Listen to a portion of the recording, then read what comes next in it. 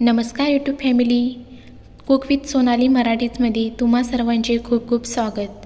आज आपण इथे सुक्या बांगड्याची चटणी कशी करायची ते पाहणार आहोत। चला तर रेसिपीला सुरुवात करूया।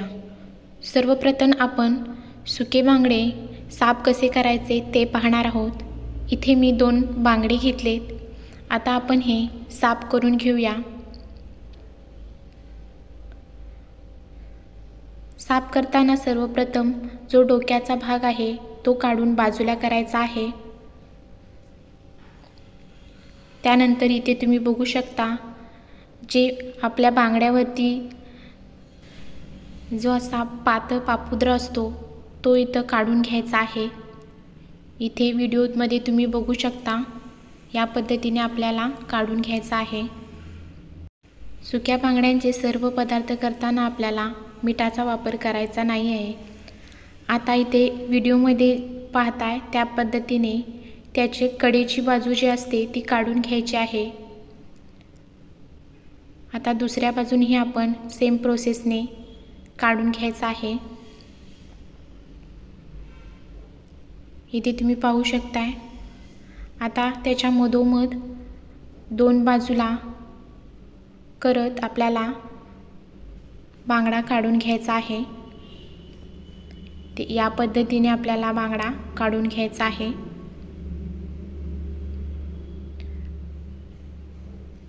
या पद्धतीने जर तुम्ही केलात तर आपल्याला ह्याच्यामध्ये जे काटे असतात ते आपसुकच बाजूला होतात आणि फक्त आपल्याला जो बांगडा हवा असतोय तो आपण इथे घेऊ शकतोय।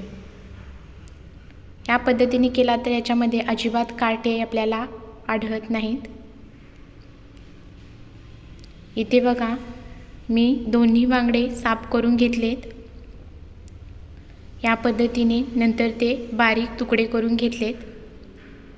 आता आपल्याला हे काय करायचं आहे, एका बाउलमध्ये गरम पाणी घ्यायचं आहे आणि जो आपण बांगडा घेतला होता तो याच्यामध्ये घालून आपल्याला हे एक 10 मिनिटांसाठी बाजूला ठेवून द्यायचा आहे।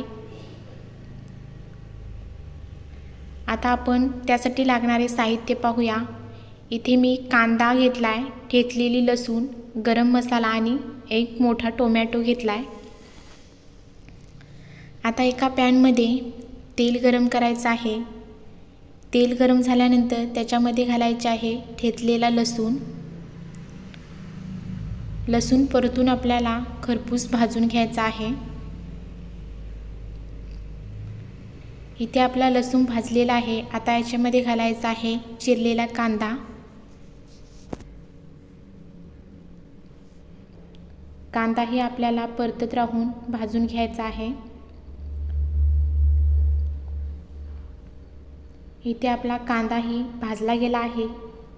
आता आपण याच्यामध्ये घालायचा आहे चिरलेला टोमॅटो आणि पुन्हा हे मिश्रण मिक्स करायचं आहे। आपल्याला इथं टोमॅटो छान असा भाजून घ्यायचा आहे। आता याच्यामध्ये घालायचं आहे चिमूटभर हळद, चवीनुसार लाल तिखट। इथे मी 2 आमसूल घेतलेत, ते पण ह्याच्यामध्ये घालून परतून घ्यायचं आहे। अशा छान छान व्हिडिओसाठी प्लीज माझ्या चॅनलला सबस्क्राईब आणि लाईक करा। त्याचबरोबर बेल आयकॉनचे बटन दाबायला विसरू नका। आता हे सर्व मसाले भाजले गेले आहेत। आता याच्यामध्ये एक वाटीभर गरम पाणी घालायचं आहे।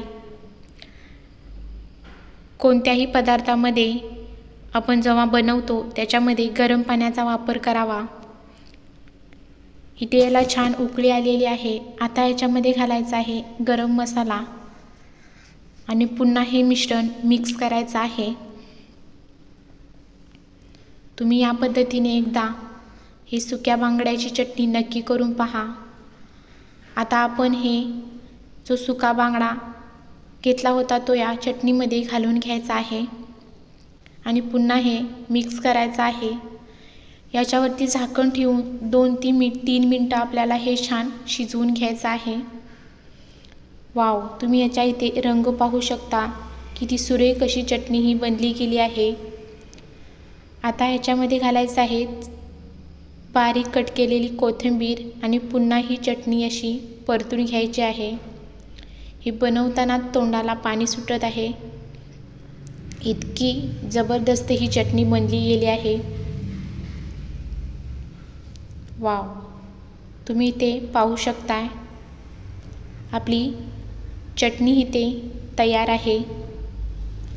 काय सुरेख ही चटणी इथे दिसत आहे.